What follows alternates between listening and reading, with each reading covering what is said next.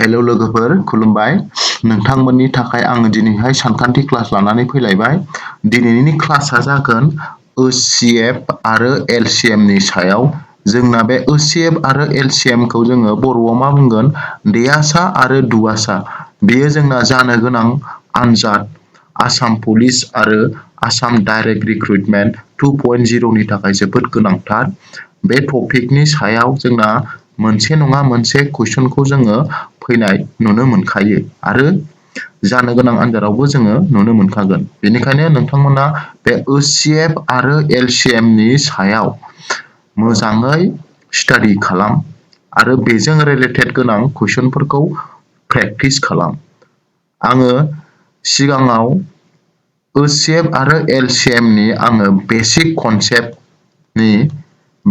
कनसेप्टनि आङो मोनसे मोजां भिडिअ बानायखाबाय नोंथांमोना जुदि दासिमबो नायाखैबा प्लेलिस्टआव थांनानै ASSAM आरो LCM नि बेसिक कनसेप्टखौ नायनानै ला बेवहाय आङो माखासे कन्टेन्ट एबा माखासे टपिक लानानै फैनाय जादों बे टपिकफोरानो जाहैबाय नोंथांमोना स्क्रिनाव नायदो नोंथाङा बेयाव सोलोंगोन मा एक नम्बराव एबा से नम्बराव बोखावखोन्दोनि ASSAM आरो LCM दिहुननाय जोंना फ्रेक्सननि ASSAM आरो LCM खौ माबायदि दिहुनो बेनि सायाव जोङो सोलोंगोन लोगोसे 2 नम्बराव जोङो मा सोलोंगोन मोननै अनजिमाजों ASSAM आरो LCM नि सोमोन्दो थानाय जोंहा मोननै अनजिमा होनाय थागोन ओमफ्राय बे मोननै अनजिमाजों जोंना ASSAM आरो LCM आ माबायदि सोमोन्दो दायो बेनि फर्मुलाया मा बेनि सोमोन्दैबो नोंथांमोना सोलोंगोन ओमफ्राय 3 नम्बराव जों मा सोलोंबावगोन बेयाव XYZ मोनथाम अनजिमाखौ जोंहा रानग्रा देरसिनथार अनजिमा जायजों रानोब्ला जोंहा मा ABC आद्रा थायो आरोखि होमब्ला बे अनजिमानि सोमोन्दैबो जोङो मोनथिगोन एबा सोलोंगोन नोंथांमोना भिडिअखौ जोबजासिम नाय जोबोर इम्परटेन्ट टपिक बियो अब्ला फैदो जोङो फारि फारि जागायनोसै गिबियावनो जोङो जागायगोन बोखावखोन्दोनि ASSAM आरो LCM दिहुननाय जोंना फ्राय जोङो बेसिक भिडिअआव ASSAM खौ माबोरै दिहुनो LCM खौ माबोरै दिहुनो बेखौ सोलोंखाबाय नाथाय जों बोखावखोन्दोनिखौ सोलोङाखैमोन दा बे भिडिअआव आङो बोखावखोन्दोनि ASSAM आरो LCM दिहुननायनि सोमोन्दै आङो नोंथांमोननो फोरोंगोन गिबियावनो जोङो मोननै फर्मुलाखौ गोसोआव लानांगोन बोखावखोन्दोनि ASSAM दिहुननाय आरो LCM दिहुननायनि होमबा नायदो 1 नम्बर फर्मुलायाव जोंहा जुदि बोखावखोन्दोनि मा दिहुनोब्ला ASSAM दिहुनोब्ला एबा देयासा एबा देरसिन सादारन सानजाबगिरिखौ दिहुनोब्ला देसासाखौ दिहुनोब्ला जों मा खालामनांगोन गिबियावनो जोङो जबनि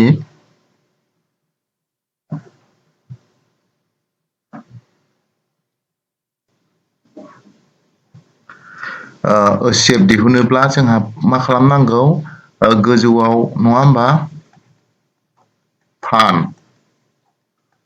फाननि मा दिहुननांगौ ASSAM एबा देयासा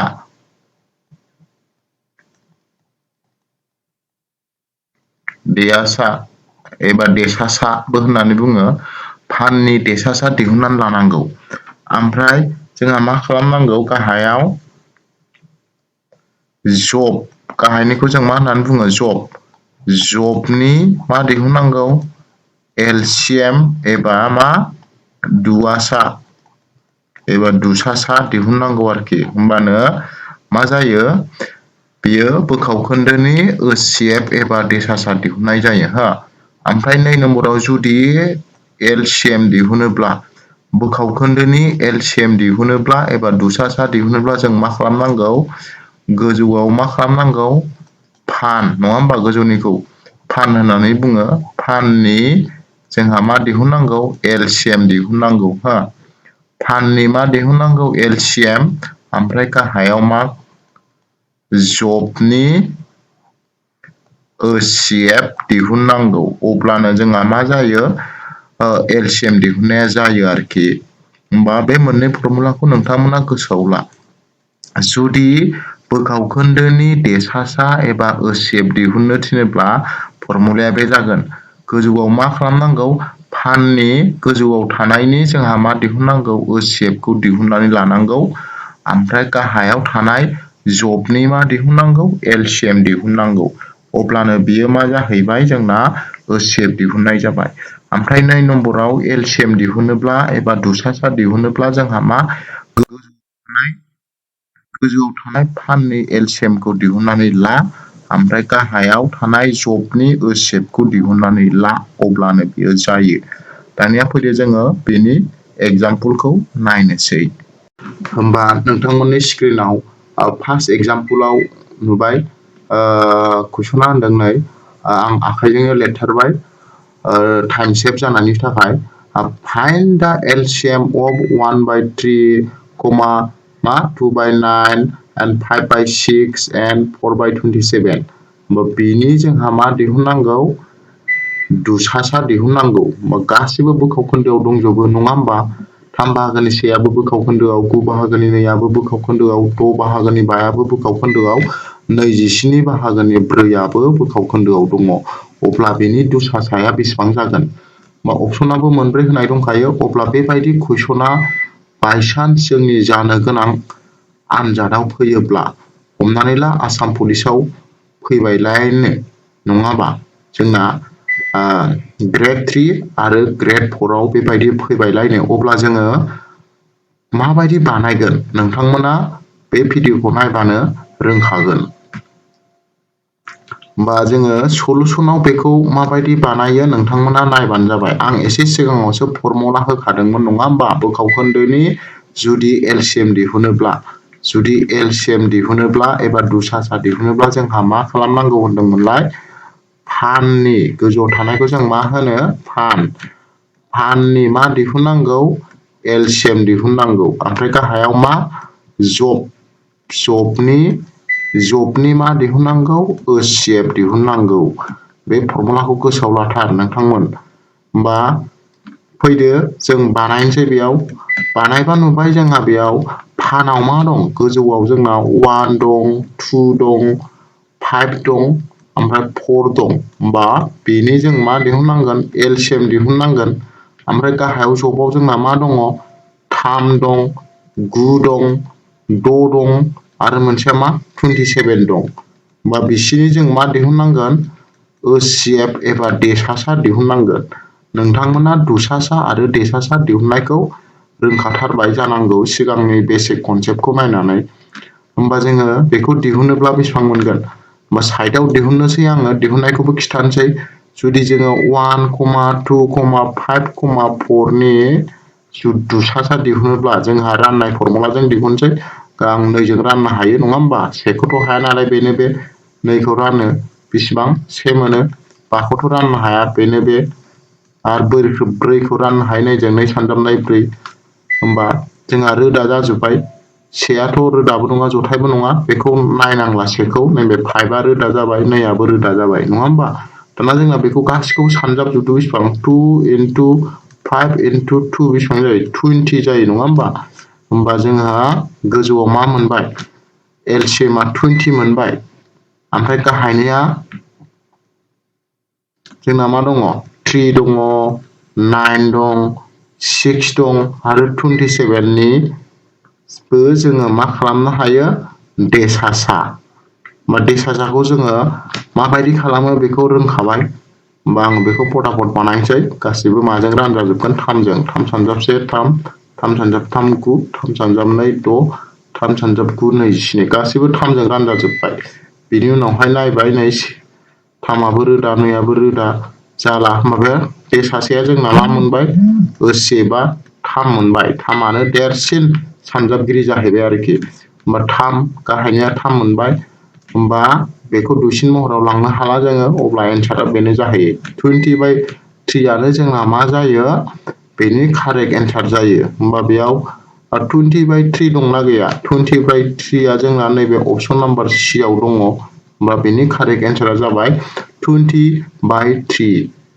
नोंथांमोना बोखावखोन्दोनि दुसासा दिहुननायखौ माबायदि खालामनांगौ बुजिबाय जानो हागौ। दानिया फैदो जोङो बोखावखोन्दोनि देसासाखौ माबायदि दिहुनो बेखौबो मोनसे एग्जामपोलनि गेजेरजों नायबावनोसै। दाना नोंथांमोननि स्क्रिनाव नायबावदो 2 नम्बर कुइसना नै 2 नम्बर कुइसनाव बुंदों फाइन्ड द ACF of मा हाफ 3/4 and 4/5 जोंना मा खालामनांगौ 2 बाहागोनि 1 4 बाहागोनि 3 आरो 5 बाहागोनि 4 नि ACF दिहुननांगौ। ACF माने जोंहा मा हाइगेस्ट कमन फैक्टर एबा देरसिन आगोसार सानजाबगिरिखौ दिहुननांगौ। देयासा होननानै बुङो जायखौ जों अपसनाबो होनाय दंखायो मोनब्रै। होमब्ला जोङो माबायदि बानायगोन नायदो। एसे सिगाङाव आङो दुसासाखौ बानायनानै देखायबाय दा देसासाखौबो बानायनानै देखायनोसै। होमबा जोङो सलुसनाव नायदो ACF दिहुननायनि फर्मुलाया जोंना मामोन बोखावखोन्दोनि बेलायाव जोंना गोजौआव मा थायोमोन फान नङा होमबा फाननि जोंहा मा खालामनांगोन बेयाव ACF दिहुननांगोन गोजौआव थानायनि ACF खौ दिहुननांगोन आरो दानजानानै जुदि दुइसिन महराव लांजायोब्ला दुइसिन महराव लांनानै लाखानांगौ बानायनायनि सिगां नोंथांमोन नङाबा उनावहाय डिस्टार्ब जाहैगोन ना। बेनिखायनो जुदि दानजायोब्ला दाननानै दुइसिन महराव लांखानांगौ। नैबेयाव नायदो हाफआथ' दानजाखाला दुइसिन महरावखा नैबे 3/4 आबो दुइसिन महरावखा 4/5 आबो दुइसिन महरावखा नालाय बेखौ दाननांगौ दरखार गोग्लैला दुइसिन महराव लांनांगौ दरखार गोग्लैला जुदि बायसान्स बबेबा कुइसनाव जुदि दुइसिन महराव लांजानाय थायोब्ला दुइसिन महराव लांनानै लाखा। होमबा फैदो जोङो गोजौआव मा फाननि ACF दिहुननांगौ ओमफ्राय गाहायाव मा जब नङा होमबा जबनि मा दिहुननांगौ LCM दिहुननांगौ फर्मुलाखौ गोसोआव लाथारनांगोन नङाबा नोंथांमोना हानाय नङा। होमबा फैदो जों बानायनोसै फाना जोंना मा दं बेयाव नै 1 दं 3 दं आरो 4 दं। होमबा 1 3 4 नि जोंहा मा दिहुननांगोन ACF दिहुननांगोन देसासा दिहुननांगोन ओमफ्राय जबाव मा दं नै 2 4 5 दं। होमबा जबाव एबा गाहायाव मा थागोन 2 4 आरो 5 नि मा थागोन LCM एबा दुसासा होननाय जादों आरोखि।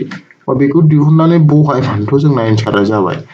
होमबा आङो साइडआवबो बानायबावनानै देखायनोसै 1 3 आरो 4 नि ACF आ बेसेबां जायो मोनथामबो माजों रानजागोन मोनथामखौबो आङो 1 जों राननो हागोन 1 सानजाबसे 1 1 सानजाबथाम 3 1 सानजाब्रै 4 आरो बिनि उनावथ' गैला हाला होमबा 1 मा जागोन देसासा होमबा देसासाया बेसेबां मोनबाय गोजौआव 1 ओमफ्राय गाहायना मा LCM 2 4 आरो 5 नि होमबा 2 4 आरो 5 नि आङो दुसासा बानायबा मा बोरै हागोन 2 जों रानजायो 2 सानजाबसे 2 2 सानजाब 2 4 5आथ' रानजाया 5खौनो 5 रोदा जाबायना 2आबो 5आबो होमबा सानजाबजोबबा बेसेबां मोनगोन 4 सानजाबबा 20 मोनगोन दुसासाया। होमबा गाहायाव बेसेबां थागोन 20 होमबा एन्सारा बेसेबां जागोन 20 बाहागोनि 1आनो। नोंथांमोना बुजिबाय जानो हागौ। होमबा बे कुइसननि एन्सारा बबे अपसन नाम्बार ए 20 बाहागोनि 1 जानो गोनां आसाम पुलिस आरो ग्रेड 3 ग्रेड 4 नि आनजादाव बेबायदि फैयोब्ला नोंथांमोना निस्सय हासिगोन आं बेखौ आसा खालामबाय। होमबा जों बेखिनियावनो मा बोखावखोन्दोनि LCM आरो ACF दिहुननायखौ जोङो रोंबाय। दाना फैदो जोङो नेक्स्ट टपिकखौ नायबावनोसै। बेयाव मोनथाम टपिकनि सायाव आङो फोरोंगोन मोनथाम टपिकआ जोबबाथाय आङो आनजादाव फैथावना माखासे MCQ होनाय जागोन नोंथांमोना आंजों लोगोसे भिडिअखौ जोबजासे नायनानै मदद हो। होमबा फैदो जोङो नेक्स्ट टपिकखौबो नाय दाना नेक्स्ट 2 नम्बर टपिक एबा बि नम्बर टपिकआव फैबाय बेयाव दङ जोंना टपिकआ मा मोननै अनजिमानि सानजाब गासै समान समान मा ACF सानजाब LCM बेबो जोबोद गोनांथार फर्मुला बेनि सायावबो जोंहा मोनसे नङा मोनसे कुइसन फैनायनि चान्सआ दंथारो लोगोफोर, बेनिखायनो बेखौबो मोजाङै गोसोआव ला। मोननै अनजिमाखौ आं हमनानै लाबाय जेनेबा ए ओमफ्राय बि। दाना बे मोननैनि सानजाब गासैया मा जागोन? ए सानजाब बि। बे मा जायोनो? बे मोननै अनजिमानि OCF देसासा सानजाब मा LCM दुसासा बेजों मा जायो? समान जायो। बेखौ गोसोआव लाखा नोंथांमोन। बे फर्मुलाया इम्परटेन्ट। दाना फैदो जोङो बेजों सोमोन्दो गोनां मोनसे एग्जाम्पल नायनोसै। हमनानै लाबायनो खोथा मोननै अनजिमानि मा आं लिरनोसै र'। नोंथांमोना स्क्रिनाव नायदो, आं मोनसे एग्जाम्पल लाबाय। बेयाव एग्जाम्पला बुंदों नै मोननै अनजिमानि LCMआ 2079 आरो OCFआ 27। होमबा मोनसे अनजिमाया 189, अब्ला गुबुन मोनसे अनजिमाया बेसेबां? बेबायदि जानो हागौ कुइसना। बे फर्मुलाजों बेबायदि कुइसन जायोब्ला जोङो बेखौ गोरलैयैनो बानायनो हायो। होमबा बेयाव जोङो सलुसनाव जुदि बानायोब्ला मोनगोन। बेयावथ' जोंहा LCMआ होनाय दंखायो बेसेबां? LCMआ 2079 नङा होमबा? ओमफ्राय OCFआबो होनाय दंखायो। OCFआ बेसेबां? 27 बेखौ जों मोनथिबाय। ओमफ्राय मोननै अनजिमानि मादाव मोनसे अनजिमाया होनाय दङ 189। हमनानै लाबाय आङो मोनसे अनजिमाखौ A लाबायलायनो। Aआ बेसेबां? 189। ओमफ्राय गुबुन मोनसे अनजिमाखौ दिहुननो थिनदों, जायखौ आङो B लाबाय जेनेबा। Bआ गैया, सोंनाय सिन। बे Bखौ दिहुननांगौ। होमबा जोंना फर्मुलाया माबायदिमोनलाय? फर्मुलाया जोंना A into B समान समान मामोन? OCF into मा? LCM नङा होमबा? फर्मुलाया बे फर्मुलाजों जों बेबायदि सानखान्थिखौ जोङो बानायो। बा मोनसे अनजिमाया जोंना Aआव 189खौ हमबाय। ओमफ्राय Bआवथ' गैया, गुबुन मोनसे थारमानि बे गैया। ओमफ्राय OCFआ जोंना बेसेबां होनाय दङ? 27। LCMआ बेसेबां होनाय दङ?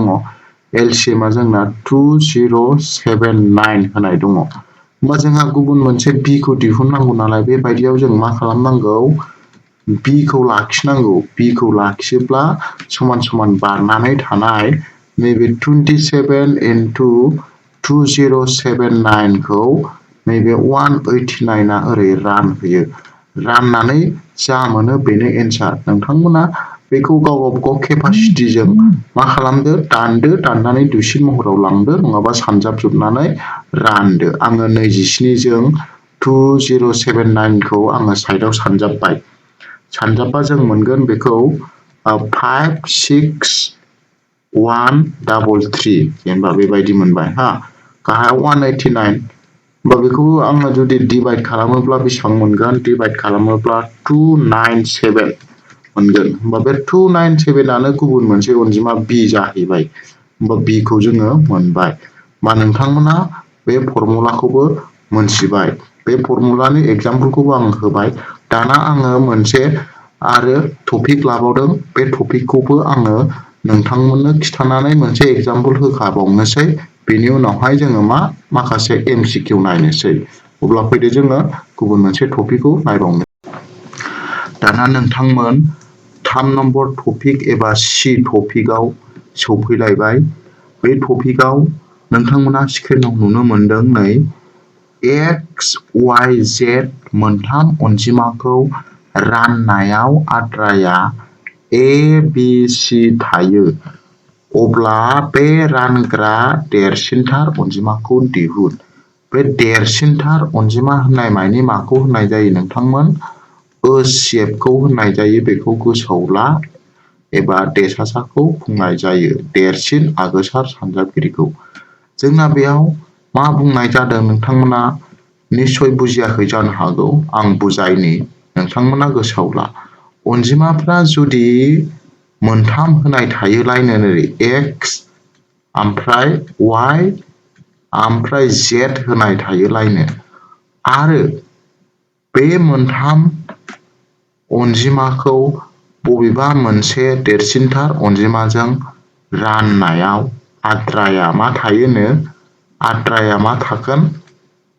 आद्राया जोंना थागोन A B C अब्ला बे रानग्रा देरसिनथार अनजिमाया मा बेखौ दिहुननांगौ।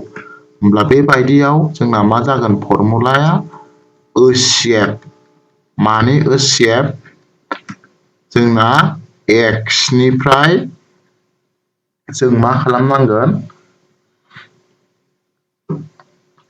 आद्राखौ जोङो दानख'नांगोन x अनजिमानिफ्राय आद्रा a खौ दानख'दो बेबायदि आद्रा a खौ दानख'दो कमा नैबे अनजिमा y निफ्रायबो जोङो मा आद्रा b खौ दानख'दो बिनि उनावहाय अनजिमा z निफ्रायबो आद्रा c खौ दानख'दो बेबायदि आद्राखौ दानख'खांनायनि उनावहाय बे दानख'नानै मोननायनि ASSAM दिहुनदो अब्लानो एन्सारा जाबाय।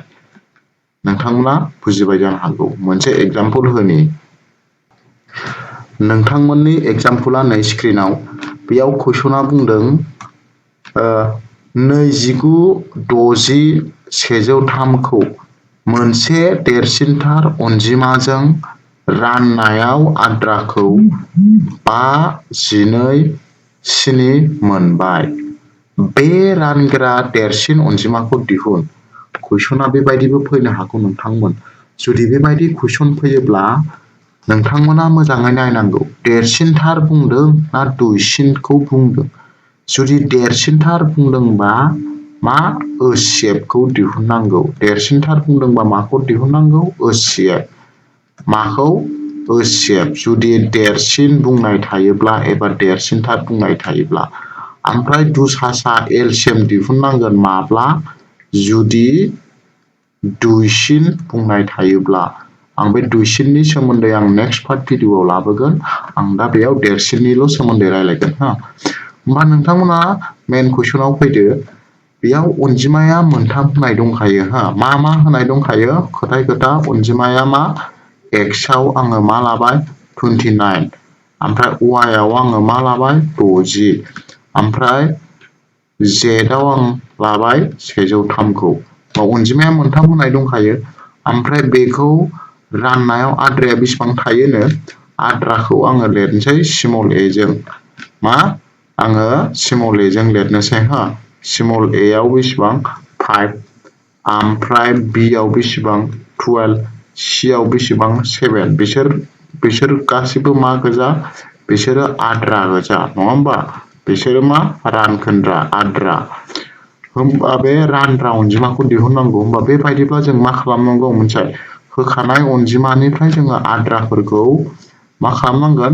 दानख' हरजोबनांगोन दानख'खांनानै मोननायनि देसासा दिहुनबानो जाबाय एन्सारा होमबा जोंना मा जागोन ASSAM माने ASSAM जोंहा माने ASSAM जागोन दानख'दो 29 निफ्राय आङो माखौ दानख'नांगोन 5 आद्राखौ बिनि उनावहाय कमा मोनसेया मा 60 निफ्राय आङो माखौ दानख'नांगोन b आद्रा 12 खौ बिनि उनावहाय आं मा 103 निफ्रायबो 7 खौ दानख'नांगोन बिदि दानख'नानै जोंहा मा मोनो ओमफ्राय बेनि देसासा दिहुनबानो एन्सारा जायो होमबा दानख'बा जों मोनगोन 29 आव 5 थांबा 24 60 आव 12 थांबा बेसेबां 48 नङा होमबा ओमफ्राय 103 आव 7 थांबा बेसेबां 96 बेबायदि मोनबाय दाना आङो मा खालामनांगोन बे 24 48 आरो 96 नि देसासा दिहुननांगोन होमबा देसासा दिहुनबा जों मोनगोन 24 48 ओमफ्राय 96 नि देसासा दिहुनबा मोनथामबो माजों राननो हाजायो 24 जों 24 सानजाब 1 24 24 सानजाब 2 48 24 सानजाब 4 होबानो मा 96 ओमफ्राय बेयाव जों माजों राननो हाबावो 2 जों नङा होमबा सेयाथ' थांला 2 सानजाब 1 2 सानजाब 2 4 बेबायदि होमबा मोनथामबो बबे मोनसे देरसिनथार अनजिमाजों रानजाखो 24 जों नङा होमबा 24 जोंल' रानजादों ओंखायनोथ' देसासाया मा जागोन ASSAM होमबा ASSAM मा जागोन बेयाव ASSAM 24 आनो जागोन होमबा बेयाव 24, 48 आरो 96 नि देरसासाया बेसेबां होमबा 24 होमबा बेनिफ्राय जों मा मोनथिबाय बे 29, 60 आरो 103 बे मोनथाम अनजिमाखौ जुदि आङो 24 जों राननाय जायोना 24 जों रानोब्ला आद्राया मा थायो 5 थायो 12 थायो 7 थायो होननाय जाबाय। नोंथांमोना निस्सय बुजिबाय जानो हागौ बेबायदि स्टाइलनि कुइसनखौ जोबोर इम्परटेन्ट फैथावना जानो गोनां आनजादनि थाखाय। अब्ला बेखिनियावनो आङो नोंथांमोननि सिगाङाव मोनथाम टपिकनि सायाव आङो डिसकास खालामखांबाय। दाना आङो माखासे MCQ कुइसन नोंथांमोननि सिगाङाव आङो देखायनोसै आरो सल्भ खालामनोसै। नोंथांमोना नायलांबाय था।